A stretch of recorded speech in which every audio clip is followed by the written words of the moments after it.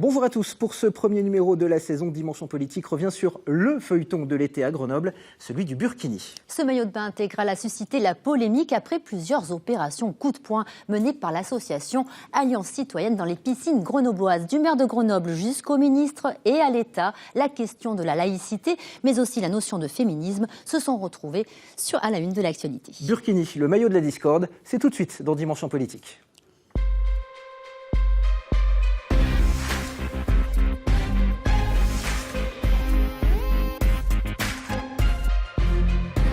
Tous les étés, le débat ressurgit souvent violemment. Août 2016, une rixe éclate en Corse. Des femmes avaient été photographiées en burkini sur une plage publique. Dans le village de Cisco, les habitants manifestent au cri de « Nous sommes chez nous ».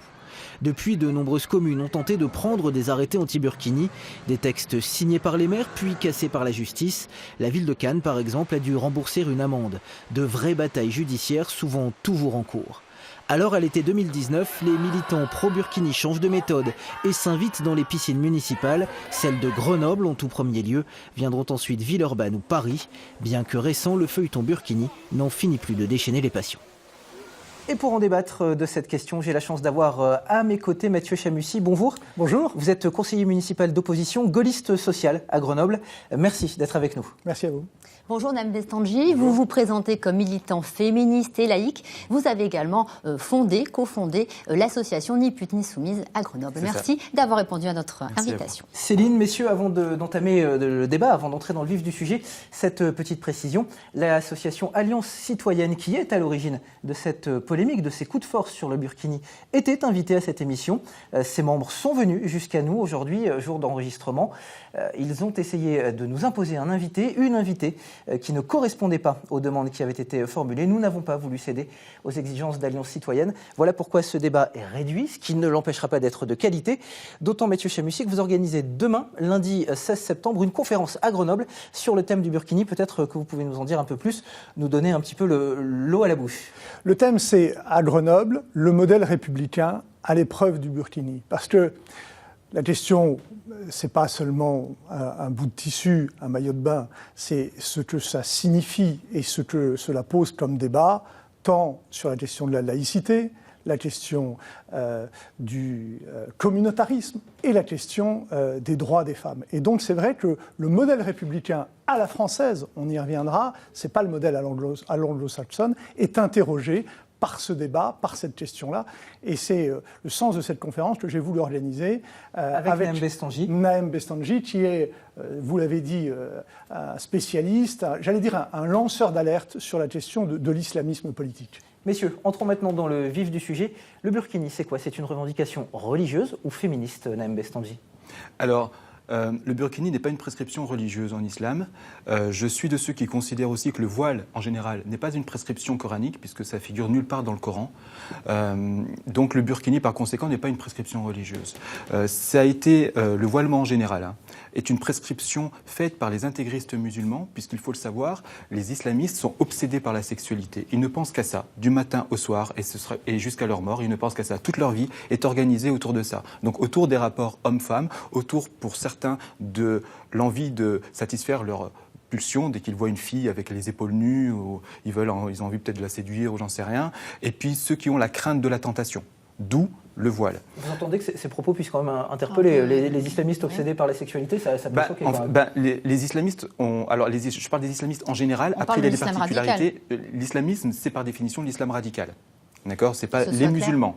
Vous avez raison de le préciser, je parle bien des intégristes musulmans et pas des musulmans en général. Les intégristes musulmans sont en général obsédés par deux choses. Les juifs, à travers le conflit israélo-palestinien, et les femmes, les corps des femmes. Cette obsession est telle qu'ils en ont fait leur arme politique principale. Le voile n'est pas simplement, comme ils le disent eux, pour le sexisme qu'ils appellent eux pudeur, c'est aussi une question identitaire et politique. Donc à travers le voile, et on le voit depuis, pour ne prendre que l'exemple de la France, on le voit depuis 1989, c'est que systématiquement, quand on parle d'intégrisme musulman, certains disent les musulmans tout court, c'est une erreur. D'intégrisme musulman, on parle quoi? Du voile? Ce n'est pas la société ou les journalistes qui vont systématiquement vers ces affaires-là, mais parce qu'il y a des militants qui veulent qu'on en parle. On l'a vu cet été à Grenoble. Et on l'a vu cet été à Grenoble. Et donc le burkini est une déclinaison, comme je l'appelle la déclinaison waterproof, de cette lutte pour l'expansion du voilement qui est une expansion de l'islamisme politique. Alors un petit mot sur ce qu'est le burkini. Il faut rappeler quand même que c'est un vêtement qui a été inventé par une styliste australo-libanaise. On en voit aujourd'hui de toutes les couleurs sur les plages par exemple de Tunisie. Est-ce que on pourrait l'assimiler aussi à un phénomène de mode? Je vous pose la question. Écoutez, je ne sais pas si c'est un phénomène de mode. Ce que je sais, c'est que vous parlez de mode, la France... Est-ce que c'est marketing, tout simplement? Peut-être. Aussi. Moi, ce que je sais, et c'est au-delà de la question de la mode, c'est que la femme, dans ce processus d'émancipation, le vêtement pour la femme, on imagine un vêtement qui libère, qui émancipe, et non pas un vêtement qui enferme la femme. Et un vêtement qui est aussi un message pour celles qui ne le portent pas. Parce que la revendication du port du burkini, souvent, un des arguments, c'est la question de la pudeur. Mais c'est donc un message aux femmes qui ne le portent pas, parce que si elles ne le portent pas, c'est qu'elles sont impudiques. Alors en tout cas... Est-ce à dire, Mathieu Chamessi, je suis désolé Céline, est-ce à dire que le burkini est forcément imposé? Est-ce que des femmes ne peuvent pas avoir envie, tout simplement, de porter ce vêtement? D'abord, il faut dire que le burkini n'est pas une revendication massive. Vous avez une ultra-minorité, ultra-active, bien sûr, mais ultra-minorité de personnes, soit idéologisées, soit manipulées, qui revendiquent cela. Mais en réalité, dans la société française, il n'y a pas véritablement de demande du burkini. Il est vrai qu'il n'est pas interdit sur les plages et il n'est pas non plus très fréquent de voir du burkini sur les plages. Bien sûr, et d'ailleurs, pour tout vous dire, ça ne sera peut-être pas le cas de tout le monde, mais il faut faire la distinction entre la plage et l'équipement public qui est une piscine. Alors on y reviendra. En tout cas, cela déchaîne les passions. Pour preuve, il y a quelques jours, vous avez été prise à partie par un groupe, vous allez l'expliquer, de pro-burkini devant les locaux du planning familial. Qu'est-ce qui s'est passé exactement?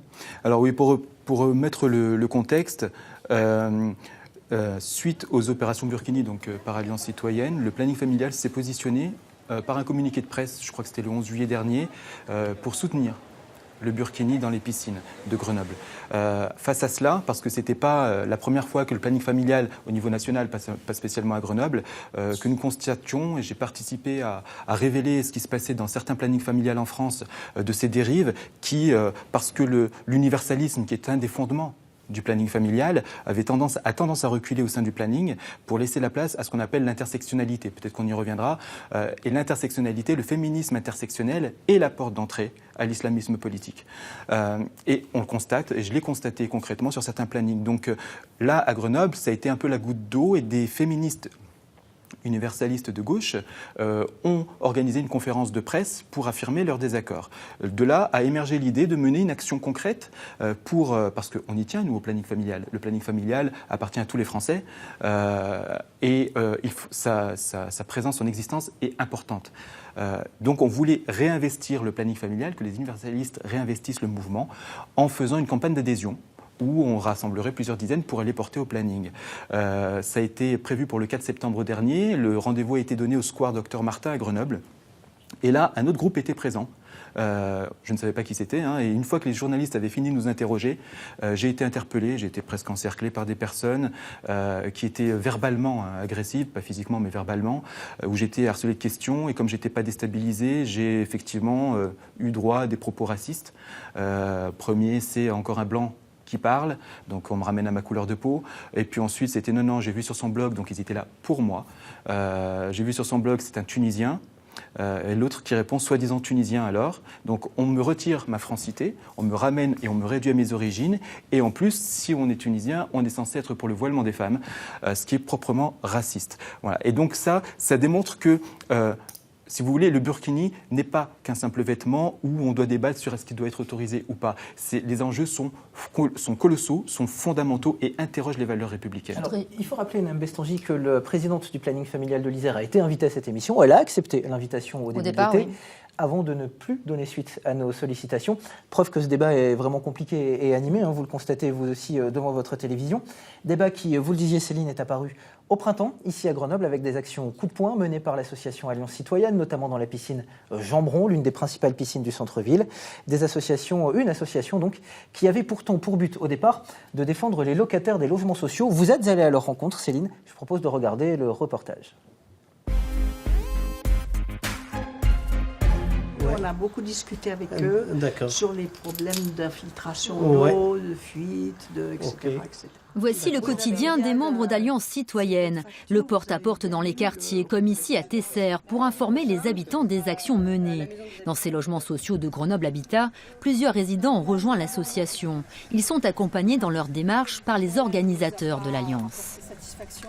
L'organisatrice ou l'organisateur va chercher, c'est un travail de fourmi qu'on fait pendant 3 mois en moyenne dans un quartier au début, aller chercher une personne les unes après les autres, etc., prendre leur contact, après organiser des petites réunions pour essayer de créer un groupe qui va être solidaire et qui va choisir des demandes communes, précises et gagnables. Le maintien de la MJC à Saint-Martin-d'Air, le combat contre les logements insalubres du Courberia, telles sont les actions d'Alliance Citoyenne depuis sa création il y a 8 ans. Avec toujours cette méthode, le Community Organizing, créé à Chicago dans les années 40 par le sociologue Saul Alinsky. Le principe, organiser une communauté, un groupe, et l'aider à se défendre contre les puissants à travers des actions non violentes. Mais en 2018, l'association va connaître un tournant. La rencontre avec Taoussa Mouti, une comédienne et militante musulmane.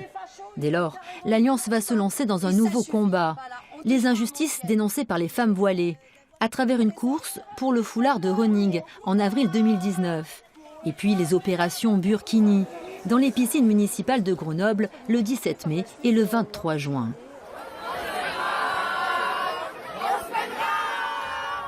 En fait, est-ce que vous êtes au courant qu'il y a des femmes qui aimeraient bien pouvoir aller se baigner à la piscine avec des maillots de bain couvrants? Et c'est pas une question de voile ou quoi. Et en fait, dans le groupe, il y a aussi des femmes qui sont juste un peu complexées, qui aimeraient pouvoir y aller avec, vous savez, le maillot de bain avec des petites jupettes, etc. La piscine pour tous, c'est le slogan des militantes et militants de l'Alliance. La liberté de se baigner comme chacune le désire. De voile et de religion, il n'est pas vraiment question. Moi, je ne vais pas chercher à savoir pourquoi elles portent le voile ou quoi. En fait, elles sont libres. C'est un choix. Ces femmes, elles sont libres de se couvrir, d'être musulmanes ou pas. Et en fait, moi, je veux dire, c'est pas mon travail d'aller questionner ce genre de choses. Voilà, et après ce reportage, il est important de vous rappeler, chers téléspectateurs, qu'Alliance Citoyenne n'a pas souhaité participer à ce débat en raison d'un désaccord avec la rédaction. Nous avions souhaité qu'une femme voilée puisse venir s'exprimer sur le plateau. Alliance Citoyenne avait accepté également, avant de nous présenter une demoiselle, en nous dissimulant le fait qu'elle était mineure, ce qui, pour des raisons évidemment de déontologie et de morale, n'était pas possible. On ne débat pas de ces questions-là avec des jeunes gens mineurs, Céline. Oui, c'est une question de morale et aussi de déontologie.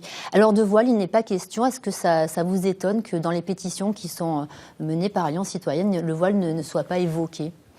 Oui, enfin, ça ne m'étonne pas tant que ça, parce que quand on travaille sur l'islamisme politique, une de leurs façons de faire, c'est d'essayer de dissimuler ce que signifie le voile réellement, ou de le présenter comme un simple foulard, ou que ce n'est pas quelque chose de si important que ça, que c'est juste une question de liberté, de libre choix. Donc la méthode ne m'étonne pas, et c'est d'ailleurs une des raisons pour lesquelles il semble qu'ils aient recueilli pas mal de signatures pour leur pétition, parce qu'ils n'ont pas présenté de la façon la plus claire qui soit la motivation de leur pétition. Si vous permettez, il y a des processus quand même. D'abord, le burkini, c'est le voile à la piscine, évidemment, d'une part. D'autre part, il y a toujours des processus qui visent à se victimiser. Moi, j'ai été quand même très choqué par un argument, par une présentation qui était de se revendiquer, vous savez, les Rosa Parks de Grenoble. C'est ce qu'effectivement Alliance Citoyenne mettait en avant au début de ces opérations. Rosa Parks était une femme noire qui a refusé de céder sa place dans un bus aux États-Unis du temps de la ségrégation. Il n'y a pas de discrimination. Qui peut imaginer que dans la République française, il y ait dans les lois, dans les textes, une discrimination? Le règlement, il est le même pour tous. pour toutes et tous, comme on dit, puisque les hommes eux-mêmes... On n'est pas sur du ressenti de discrimination. C'est comme sur les questions de sécurité, il y a l'insécurité et le ressenti. Est-ce que là, on n'est pas dans un ressenti chez certaines personnes, notamment membres d'Alliance citoyenne, qui ressentent, à tort ou à raison, une forme de discrimination? C'est que juridiquement, non seulement il n'y a pas de discrimination, et qui plus est, il faut expliquer pourquoi on ne peut pas et on ne doit pas céder à cette revendication. Parce qu'il y a la question du féminisme, mais moi je le dis, il y a aussi la question de la laïcité. Parce que les arguments évoqués, c'est de dire au nom de notre religion, nous demandons la modification, le changement de la règle. Eh bien justement, c'est justement ce qu'interdit la laïcité. La loi de laïcité qui a mis fin à, il faut le dire, des conflits, des guerres civiles épouvantables en France en 1905, la laïcité, c'est de dire justement aucune religion, et je dis bien aucune, c'est pas l'islam, c'est toutes les religions, aucune religion ne peut revendiquer au nom justement de la religion une modification de la règle commune. Donc de ce point de vue-là, si on croit au modèle républicain à la française, on ne peut pas céder à une revendication religieuse de quelque religion que ce soit. C'est pas aussi clair que ça dans les textes, sinon on serait pas en train d'en débattre aujourd'hui. Mais si, les choses sont très claires, la loi de laïcité, c'est on ne modifie pas la règle face à une revendication religieuse. C'est ça la loi de laïcité. Mais est-ce que pour autant elles ne peuvent pas se sentir discriminées tout de même? Le règlement, non, vous voyez ce que je veux dire? Non, parce que le règlement, il est le même pour toutes et tous. Donc il n'y a pas de discrimination entre hommes ou femmes ou entre telle ou telle catégorie. Et j'ajoute que les hommes, un homme qui viendrait en short de bain serait interdit d'accès à la piscine. Il y aurait une discrimination si l'on disait... Aucune religion ne revendique le port du short de bain, rassurez-vous. Oui, voilà, si l'on interdisait tel vêtement à telle catégorie et qu'on l'autorisait à telle autre catégorie, c'est la règle commune. La discrimination, c'est celle qui fait le tri entre les personnes. Là, la règle est la même pour tous. Mais le fait de ne pas pouvoir... Le sentiment d'être victime, il ne vient pas par hasard. Il peut être sincère aussi. Bien sûr, là je ne remets pas en cause la sincérité de certaines personnes qui peuvent se sentir discriminées. Mais ce sentiment, il ne naît pas tout seul. Il ne naît pas parce que des piscines ont dans leur règlement des impositions valables pour tout le monde, quelles que soient leurs origines, leur religion, etc. Ça part depuis plusieurs décennies où une des façons de faire de l'islamisme politique, c'est de présenter les musulmans comme des éternelles victimes.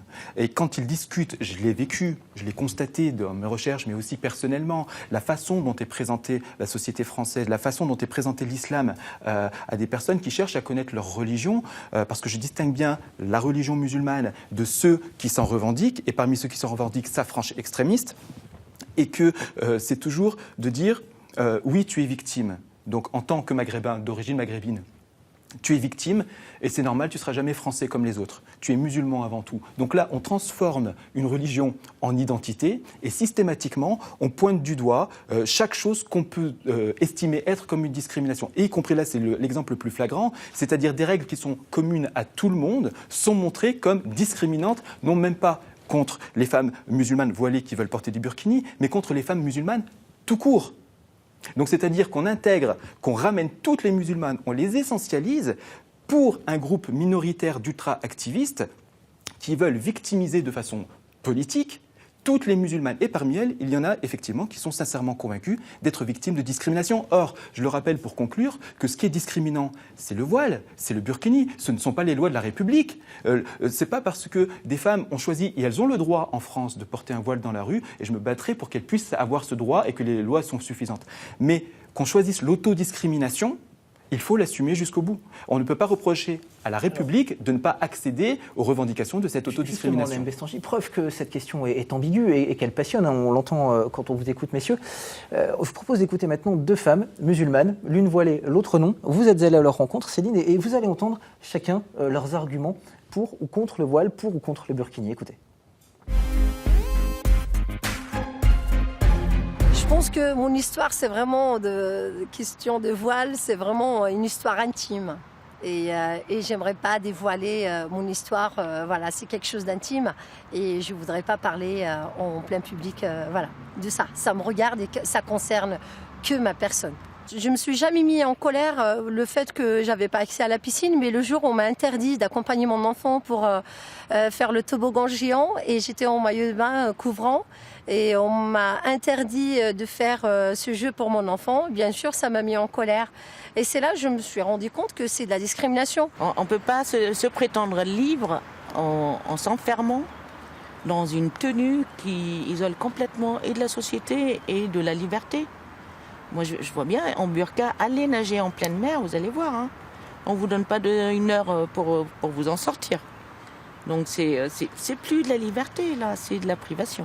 On a des femmes, des religieux, des personnes de confession musulmane qui sont contre le fait qu'on met un maillot de bain et qu'on aille à la piscine, qu'on aille nager et qu'on se retrouve aussi mélangé avec des personnes, des hommes aussi, que ce soit mixtes, avec des hommes en maillot de bain, avec des femmes aussi à moitié nues avec maillot de bain de pièces. Il y a des femmes qui ont perdu leur vie pour qu'on soit libre aujourd'hui. Et tout ça, c'est une manipulation politique pour une pseudo-liberté, une pseudo-émancipation.